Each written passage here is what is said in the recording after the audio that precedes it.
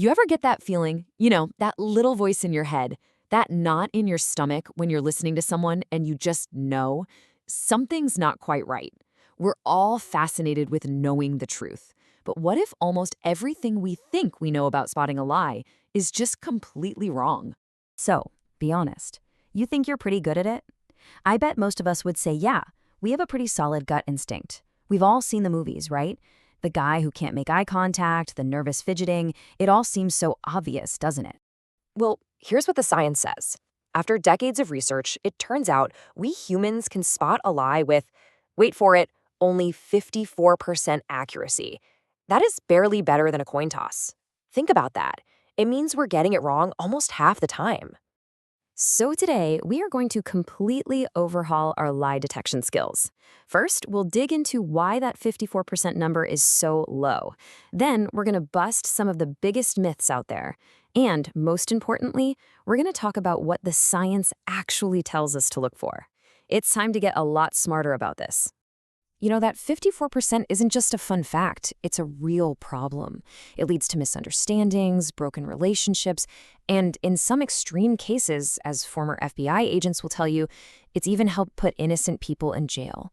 We've been taught by Hollywood to look for these super obvious tells, but real life is way, way more subtle.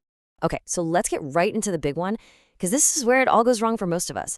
We're all searching for what you could call the Pinocchio effect, that one single guaranteed sign that tells you someone is lying. But does that even exist?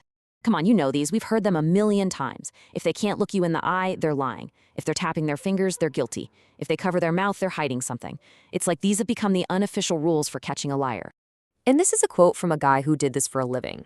The experts are crystal clear on this. There is no Pinocchio's nose. There's not a single twitch, a single glance, a single gesture that by itself means someone is lying, period. In fact, get this. One study showed that 70% of liars they caught on tape were actually making direct eye contact while they were lying. So this brings up a huge question, right? If all those classic tells aren't actually signs of lying, then what are they? What's really going on when someone starts fidgeting or looking away? The answer to that question changes everything. And this leads us to the single biggest mindset shift you need to make. Seriously, if you remember one thing, make it this. You have to stop hunting for lies and start noticing discomfort, because that's what's really happening. Just think about it for a second. You get pulled over by a cop.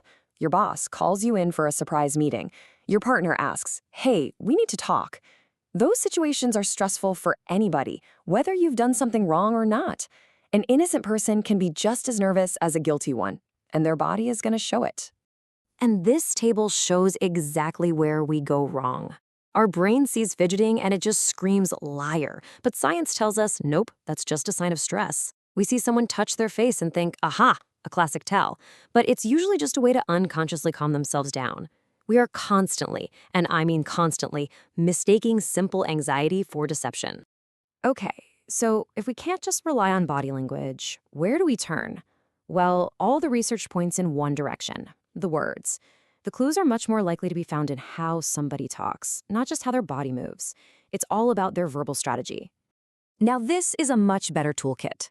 Liars who are trying to hide something might say very, very little. Others go the opposite way and just flood you with way too many pointless details to try and sound convincing.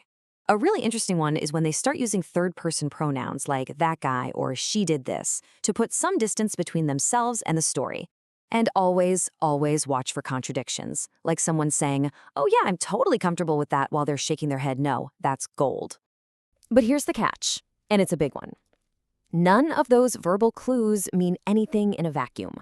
The real secret, the technique that all the pros use, is that you have to know what's normal for a person before you can spot what's abnormal. You have to establish their baseline. It's actually pretty simple. You can't tell if someone is acting weird until you know how they act when they're not. So you start by talking about something totally normal and non-threatening.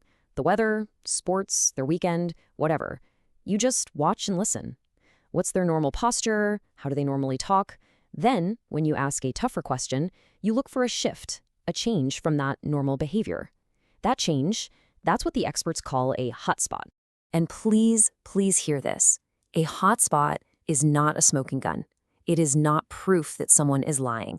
All it is a little red flag. It just tells you that the topic you brought up is making that person uncomfortable. It's your cue to ask more questions and get curious, not to accuse them of lying.